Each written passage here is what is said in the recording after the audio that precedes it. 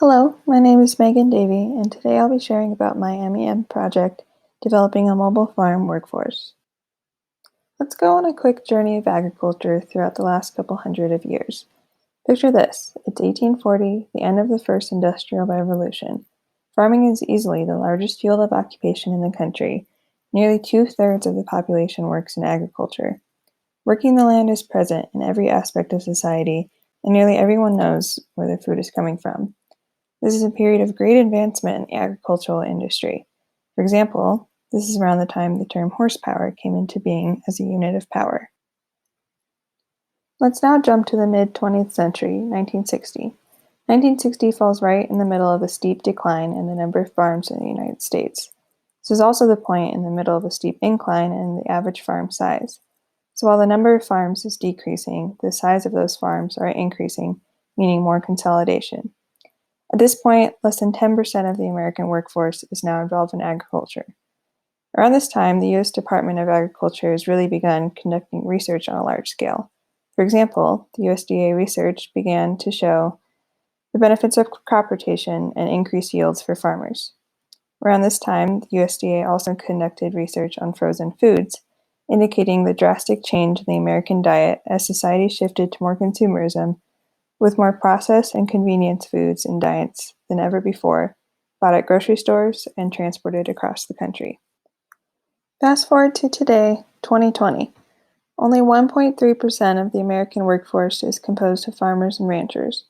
The average age of American farmers is nearly 60 years old and continues to increase, and American agriculture is roughly split into two groups: a large number of small farms producing a small portion of the nation's food, fiber, and livestock, and a small-ish number of bigger operations that generate two-thirds of the total farm production.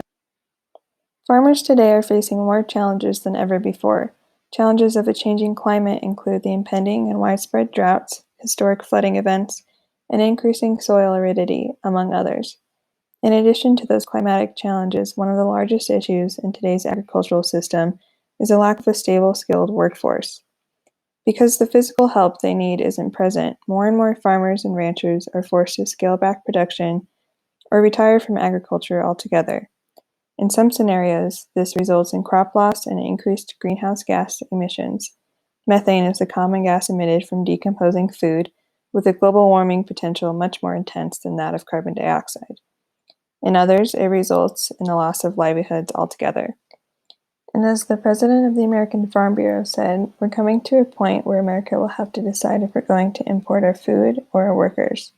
And as is increasingly and painfully become aware how fragile our food system is in the light of the global COVID-19 pandemic, this is especially poignant.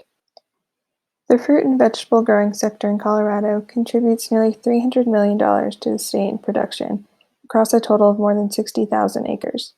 In February of 2018, the Rocky Mountain Farmers Union hosted a gathering of farmers in Montezuma County to determine what they perceived as the largest threat to their success as farmers.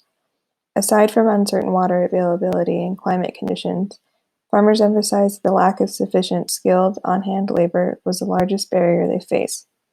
Agriculture in this part of the state consists of a mix of smaller scale, between 1 to 5 acres, diversified operations that sell in regional, direct-to-market models, and larger-scale ranching operations or dryland farming. My MEM project was focused on the southwest region of Colorado. The Mobile Farm Workforce Project explored the development and creation of a local mobile workforce that would be on hand with the skills needed to help farmers succeed in the southwest region of Colorado, specifically Dolores, Montezuma, and La Plata counties. My main project partner and community sponsor was the Good Food Collective, a small nonprofit based in Durango, Colorado. The three focus areas of the GFC are food recovery, farmer support, and regional convening. Developed in response to the expressed needs of farmers and adaptive to changing needs, the Mobile Farm Workforce Project falls within the farmer support focus area, and thus intentionally took on the perspective of the agricultural producer. Our other partners were the Rocky Mountain Farmers Union's Cooperative Development Center and Uproot Colorado, another small nonprofit on the Front Range and beginning to work in Delta County. Uproot is doing similar work to the Good Food Collective, although they also work with traditionally underserved populations on their version of the mobile farm workforce. This creation of an agricultural workforce is one of the first of its kind. In the 2018 season, Uproot Colorado and the Good Food Collective both piloted slightly different variations of a mobile farm workforce program. These pilots largely provided harvest support in their respective regions, Uproot along the Front Range and in Delta County, and the Good Food Collective working in La Plata and Montezuma counties. In 2019, this project operated on two levels, one in coordination with state partners and one more locally focused, and developed differently on each level. In conjunction with state partners, a larger Colorado Farm and Ranch Services cooperative is being explored. This will act as a service provider, offering services such as bookkeeping and accounting, graphic design, food safety planning, and more, as well as skilled labor services.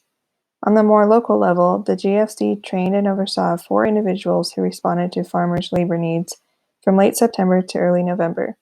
Staff were paid a living wage of $13.50 an hour and were paid for travel time, both of which they remarked as critical. Interviews with producers showed mixed interest in the mobile farm workforce.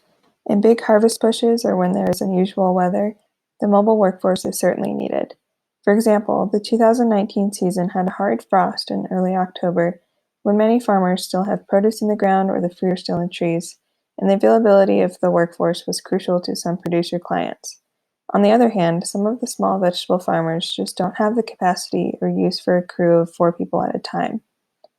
Based on the results of a producer survey, feedback from clients and staff, interviews with producers, and further research, the following are 4 next steps for the Mobile Farm Workforce Program. 1. On the state level, further assess the viability of the Colorado Farm and Ranch Services Cooperative. Folks at Colorado State University were looped into this conversation in late winter and could be a potential resource in the future for funding and conducting research into interest across the state for a program like this. From the short survey I helped conduct, the top 3 needs of producers today and potential areas to focus the cooperative were lack of available labor, lack of available markets to sell their food, and access to land, all of which the co-op would work on. 2. Designate a staff position to coordinate the Mobile Farm Workforce Program. The GFC operates with minimal staff and are able to get some amazing things done. During the growing season, however, it is crucial to have a designated person with agricultural experience to coordinate the program and liaison between clients, the workforce staff, and the GFC organization as a whole. 3. Adjust programming to operate as harvest crews, specifically for mid-size operation with big pushes.